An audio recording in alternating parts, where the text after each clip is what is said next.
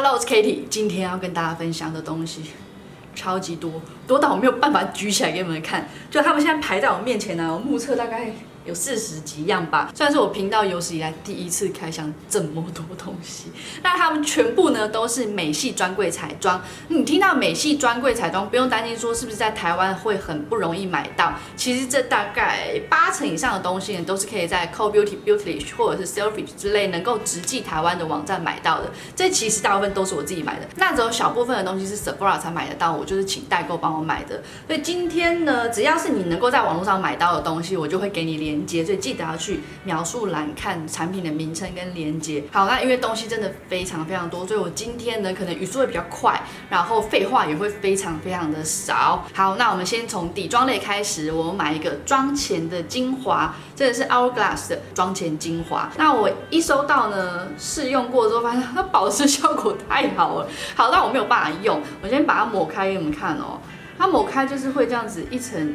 油油亮亮的，以我的肤质是没有办法完全吸收的，擦完不管过多久都还是会有这样子一层油膜在上面，然后它会稍微有一点那种好像是有加矽之类的成分吧，会有平滑肤质的效果。所以以真的沙漠级的干肌来讲，我觉得这个应该会是你的救星。我从来没有用到这么保湿的妆前 primer 过，所以如果你可能冬天擦什么底妆，皮肤都会干裂的话，你真的可以试试看这个，它的保湿效果有点夸张的好，然后它的味道非常非常的好闻，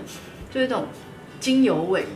那种什么尤加利之类，反正就是那种比较清爽的精油味。如果你喜欢精油味的话，你也会非常非常喜欢这个。好，再来还是 Hourglass， 它是一罐粉底液，那它的说明是粉做成的液体，里面什么含有高岭土啊之类的，有控油的效果。那这个我已经用过几次了，先说结论，我觉得不需要买。如果你已经买了这个真的不是烂东西，你就好好的用吧。那我会觉得不需要买的是因为这个东西在使用上有很多 make up， 就是它第一个你妆前不能用太湿，第二个呢你不能用美妆蛋拍。第三个呢，你用刷子也会刷的不是很服帖，所以你最好的方式就是脸要比较干燥的状态，然后用手抹，这样子比较服帖，可是又不会说你知道一抹过去就是贴妆，你就还是需要这样慢慢的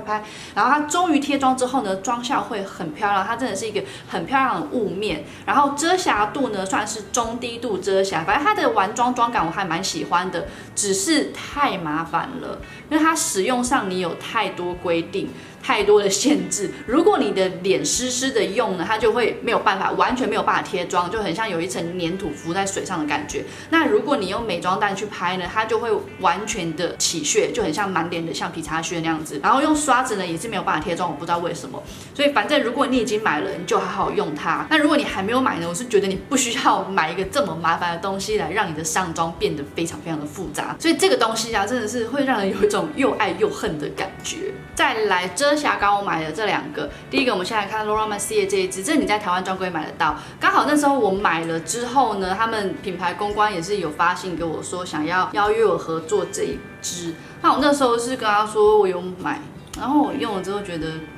普通，对，真的没有办法合作。那这个其实它用起来真的没有什么不好的地方，其实我买了之后很常使用，但是就你没有感觉到它有哪里特别厉害，就它遮瑕度，以遮瑕膏来讲呢，我觉得它算是中度遮瑕，就是你要遮眼周这些遮得住。可是呢，像痘印遮不住的，我今天就是用这个想要遮这个是遮不住的。那其他质地啊、持久度啊什么的，我觉得也都是中规中矩的表现。所以买了我会用，可是还没有买的人呢，我一样没有特别推荐你们买。而且再加上它一支应该是差不多20多块美金嘛。它的使用感受跟我这个不到10块美金 Makeup Revolution 的遮瑕膏比起来呢，不相上下，甚至我觉得这个好像还比较好用一点，所以这个我就还蛮不推荐的啦。就是 CP 值相对来讲是低的，但你要说好不好用呢？我觉得是好用的。所以呢，就是看你个人的喜好啦。如果你很喜欢这个品牌，或者是你就喜欢用专柜的东西，你觉得开价的东西用起来不安心，那你就还是可以多花2倍多的价钱去买一个用起来差不多的遮瑕膏。再来这个呢是 Hourglass 的，它的产品名叫做 Retouching Fluid， 所以基本上它的用意是要让你补妆的，可是我是会把它当成是像迷彩笔那样使用，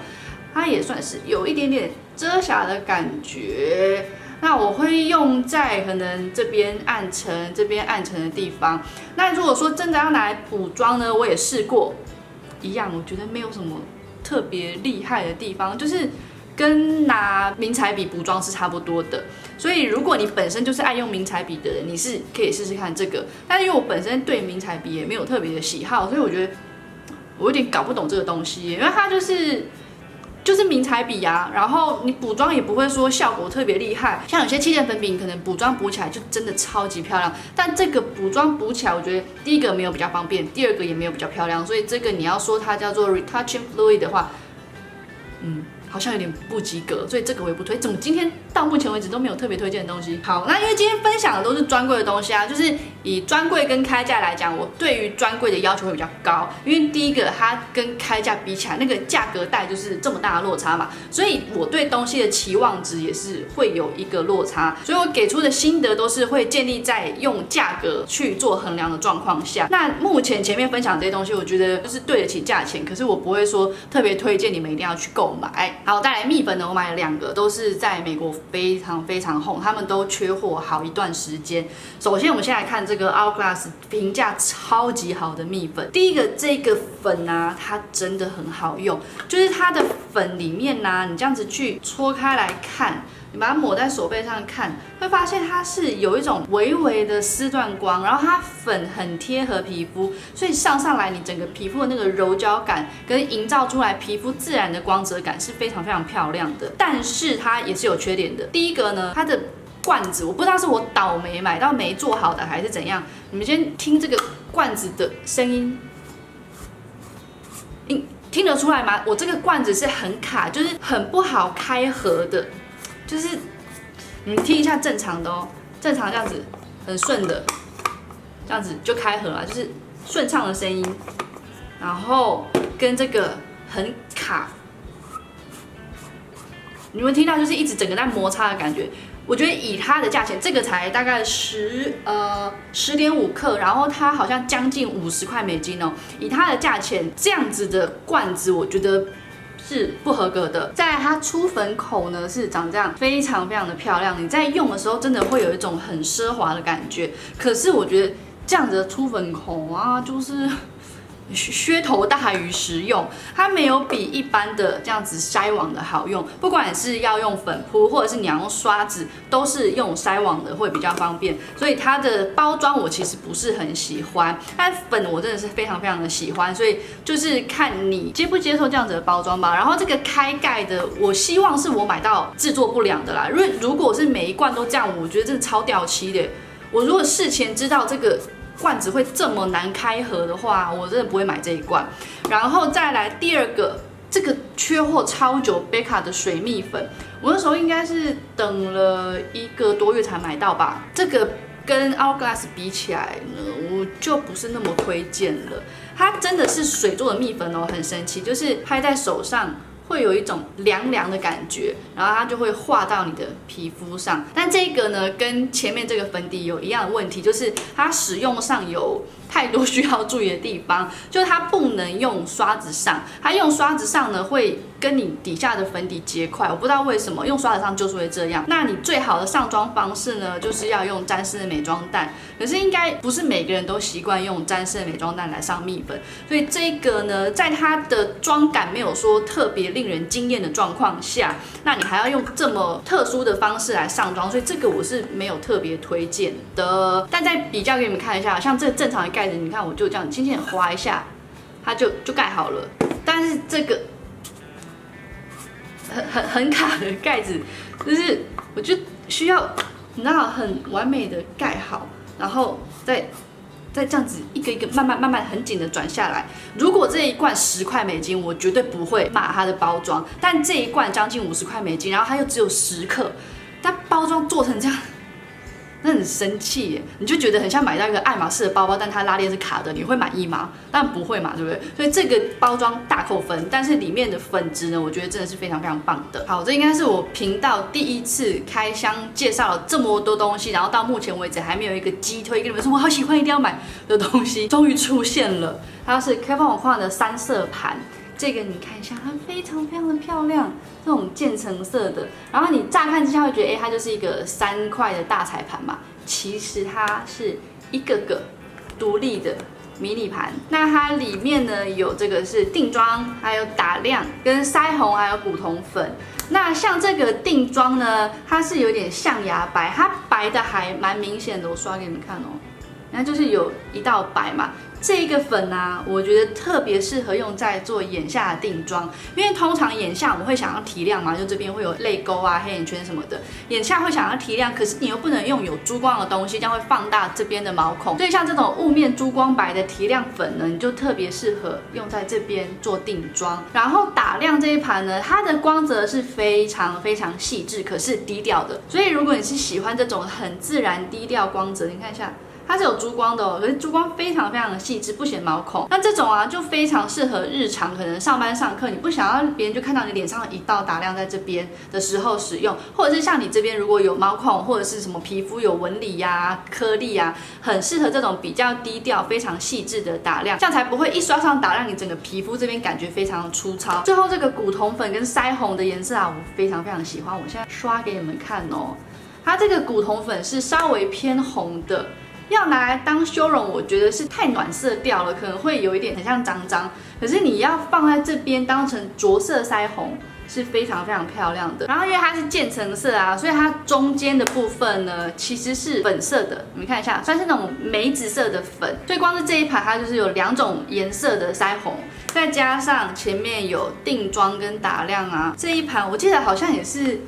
40块美金左右吧，我觉得非常非常的划算。只是我不确定这个是不是限量商品，如果有看到它还在卖的话，我超级推荐这个，真的很可以买。而且它这样子小小的啊，每一盘又都有镜子，你不管是放在家里用，或者是你要外出旅行的时候携带，也是非常非常方便的。然后它包装是做这样子，有点。是蛇纹吗？反正就有点动物压纹的，我觉得手感跟质感都非常非常的好，这个我真的超级喜欢。好，再来是一个贝卡的腮红修容盘，你先看一下这个包装，它包装真的超级漂亮，然后上面写 Be a Light。打开来呢，你会看到它里面是有深浅2色的定妆粉、跟腮红，还有修容。这一个东西我一开始收到，我想说，它用起来应该会很像 Hourglass 那样子，就你手上刷色呢，会觉得并没有很强烈的光泽，可是应该会去照到光的时候，就看到脸上有很美妙的光泽吧。结果我用了很多次，发现没有，它就是这样子，没有什么光泽。就真的从头到尾，不管去哪样子的光源下，它就是这样，没有什么光泽。然后呢，腮红的部分我也是觉得还蛮失望的，就它的腮红呢，我觉得珠光感太重了。你们看一下它这个颜色色泽的呈现，它的珠光太重了，以至于有廉价的感觉。我现在拿一个 Hourglass 的腮红放在旁边比对给你们看 ，Hourglass 这种精致的微光泽，跟贝卡这个很强烈的，有一点到金属光的珠光，就2个这样子色泽的质感呈现，我觉得真的差太多了。就是这个东西很奇妙，它应该要在有光泽的地方没有光泽，光泽不应该那么强的地方这么有光泽。你腮红上到这么强，真的会有那种就是很老气的妆感的感觉。然后在这个修容色呢，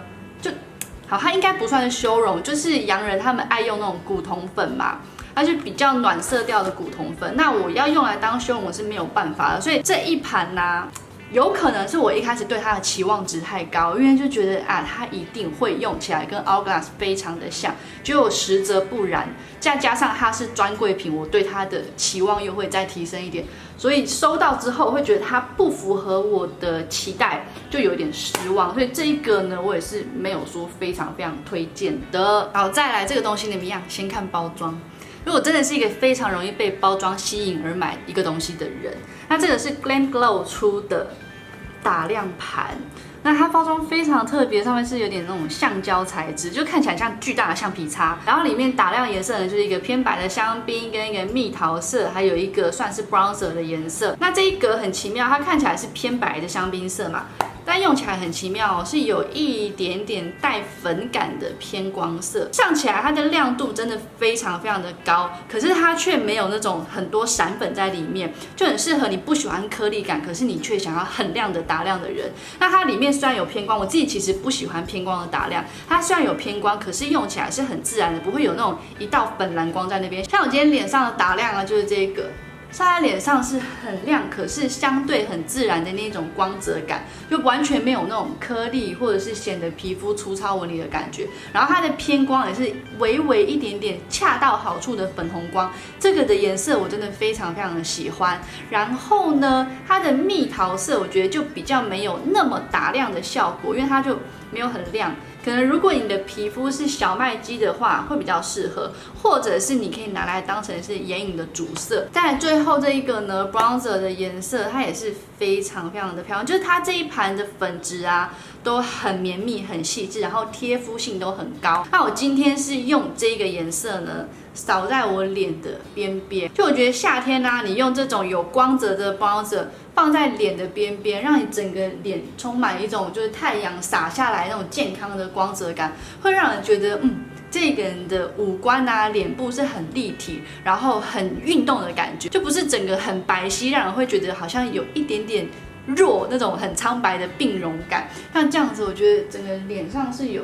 健康光泽，我很喜欢它这样子的妆效。那虽然这一盘啊，我觉得它乍看之下你会觉得这个配色很普通，就专柜一堆这样子的3色打亮盘，但因为这个它其实上是这样子微微的有粉红偏光，而让我觉得这一盘其实是非常非常值得拥有的。好，再来还是打亮，我就是一个不折不扣的打亮控，所以每一次开箱你一定都会看到我买打亮。那我这次呢买了 Fenty Beauty 这个双色打亮，这个我一直非常非常推荐。如果你在打亮是喜欢什么颜色调配啊，或者是你很注重脸的深浅立体的话，我推荐你买这个。那如果你不需要打亮有变化，你就是只想要脸上有这样子一个立体的光芒呢，就是这一个。它虽然说是2色打亮啊，但其实是一个颜色的。我现在刷给你们看哦。它基本上就是这边呢是自然型的打亮，你看一下。非常非常的细致低调，在你只想要帮脸上增加一点点自然光泽的时候呢，你就用这一边。那当你想要脸上的亮度亮到对接的人都看得到的时候呢，就用这边。你看一下，就整个就有崩出来的感觉。就这个可能是80瓦的 Spotlight， 然后这个呢是800瓦的 Spotlight。那这2个是可以叠擦使用的，可能这边比较大面积的先叠这个自然这一边，那你在颧骨最高点需要最亮的地方呢，你轻轻沾一点，然后把它这样子放在这边，有没有超亮？这个真的这不止800瓦，这是8000瓦的 Spotlight， 这个超亮。可是它亮呢又不会太显肌肤纹理，还是会，你一个打亮要亮到这么亮，它一定会稍微的显肌肤纹理。可是因为你可以很小很局部的使用，所以其实是不会有那种太让皮肤整个看起来粗糙的问题。那你如果整个这边大面积呢，就是搭配这个自然色这一边，自然色这边因为它的亮度不会那么高。然后它也不是那种有闪粉形态的，所以这一边呢是不会让你的脸看起来更粗糙的。这个我真的超级喜欢。就如果你此生只想一颗打亮用到底，然后你也不需要调什么脸的深浅立体度啊，那我觉得你就是买这一盘就没错。这个真的。它的粉质啊，也是一摸会觉得哇，好细啊，这是天堂般的细致。然后包装，你看一下 Fenty Beauty 的东西，包装真的质感都非常非常的好，这个我真的超级推荐。然后再来还是打亮，这个我没有很喜欢，所以我们就快快跳过。它是 Illamasqua 的打亮，那它前阵子在网络上非常的红，所以我就跟风买了一个。那看得出来它是有一点点偏光的嘛，我现在刷给你们看哦。它跟前面 Glam Glow 那个一样，就是有一点点偏粉紫光，可是它是完全非常的偏光，就真的很偏的偏光。但是就用起来啊，我觉得它超级轻易，就是你觉得这一盘啊，它只要出一点点小指头，就把它给比下去。我现在刷给你们看哦，它不管是粉质，或者是亮度，或者在脸上的色泽呈现呢。都比不上这个，所以这个呢，我就是非常非常不推，因为今天有很多东西要讲，我们就很快速的把它跳过。再来是 Natasha Denona 这个巨大盘，这个东西它非常的贵，好像80块美金吧，里面有这样子霜状跟粉状的腮红，还有打亮。这个一样，先说结论，我也是觉得还好。这个缺货缺超凶，现在好像 Beauty 上面又缺货了吧？在那时候我也是等了快2个月吧才买到，然后收到就是伤心。这一颗，它好像就是跟原本的这个 Natasha Denona 的打量是一样的，但是我觉得就是这个打量啊，在于打量新手你用可能会觉得不错，因为它算是比较偏低调的吧，中间就是它有亮度，然后也够细致。如果我手上很少打量，我可能会觉得这个不错。可是当我手上有非常非常多打量，这一颗就会变得食之无味，弃之可惜的一个东西，所以它存在于这里面，我觉得就没有特别加分。然后上面这一颗呢，它是有一点偏光的，就我不知道这一颗它是要拿来当腮红还是什么，它是珠光非常非常的重的，这个绝对是没有办法当打亮啦，可能是腮红，它这个颜色就，然后这个我没有很喜欢。然后腮红这一排呢，这一个颜色非常非常的粉，它就是很扎实的粉红色。这种颜色，这个粉我觉得看起来很廉价，就是我觉得这一盘它里面的调色会让人觉得有点，这也是让人一头问号。你这么贵的东西，然后颜色这么普通的一个粉，就这个上在脸上，你知道？是不会显白，也不会衬肤色的，它是带有一点点桃感，然后粉白这个颜色我真的非常不喜欢。然后在这个写着 Diamond 的这边呢，它这边是闪粉，它没有办法单纯的当做打亮，因为它是颗粒感很重的闪粉。你看一下，你可以点在眼皮的中央，它就是会有那种小星星这样一闪一闪的感觉。可是它是你放在这边啊，你的皮肤就会马上看起来超级粗糙，所以这一颗呢，我觉得它应该要存在于眼影盘里面，而不是脸部的彩盘里面。然后再来 Diamond 这一边的上面霜状这个呢，它就是很自然的霜状打亮，这个颜色我觉得还不错。可是因为我自己本身没有用霜状打亮的习惯，它是一个很自然、很低调的打亮，所以就是这一盘，如果人生可以重来，我绝对不会再买这一盘。这个真的是。这不止食之无味，弃之可惜的，就会觉得这么大一盘是在占空间呢。因为我从来不会想要去拿出来用它里面任何一个，只有这个啦。我在眼影可能比较平淡的时候，我就会拿出来沾一点点在眼皮上，其他我从来没有想要拿出来用过，所以这个我觉得，如果你因为缺货而没有买到的话，恭喜你，这个真的不值得买。好，再来还是 Natasha Denona， 它是一个腮红打亮双色。首先你看一下啊，正常打亮尺寸是这样吗？它变成缩小版，超可爱、超萌的。就我人生啊，就对于特别大或者特别小的东西都无法抗拒，所以我看到它缩小版我就买了。那买了之后呢，我觉得我还蛮推荐给新手的。就如同我前面讲，如果我手上并没有很多打亮的话，我会非常喜欢这一个。那这一颗里面小小的这个打亮呢，就是跟这个颜色一模一样的。那它的优点呢，就是亮度适中，粉质也细致，不太会显肌肤纹理。所以不管你是要日常使用，或者是如果你想要很闪的话呢，你就是重复的堆叠，它是可以堆叠到还不错的闪度。虽然是不可能闪到像 Fenty Beauty 这一颗一样，但绝对是可以堆叠出一个人们肉眼轻易可见的亮度。所以如果你是彩妆新手，你可能没有很多打亮，也没有很多腮红的话，这个我觉得非常非常合适，因为它的腮红颜色也还蛮漂亮的，就算是一个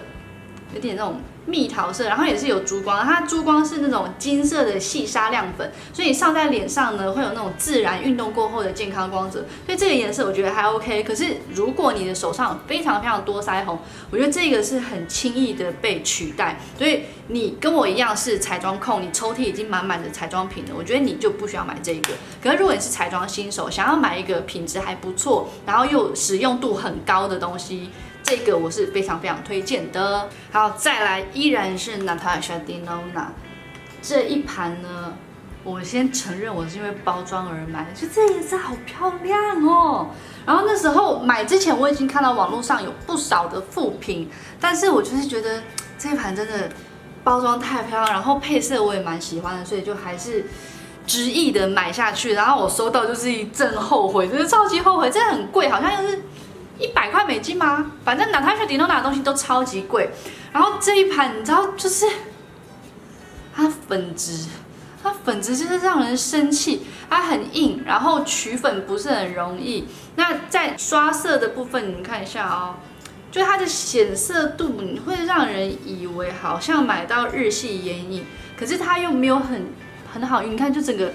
有那种一块一块的感觉，就是它粉非常的干，然后在盘里面看起来配色很漂亮，可是你就实际上刷起来，因为它的色彩表现并没有很好，所以它整个就是。如果满分是6颗星的话，我只愿意给它半颗星，因为包装很漂亮。然后另外2颜色我再刷给你们看哦，就是你们看到它是没有办法匀的，就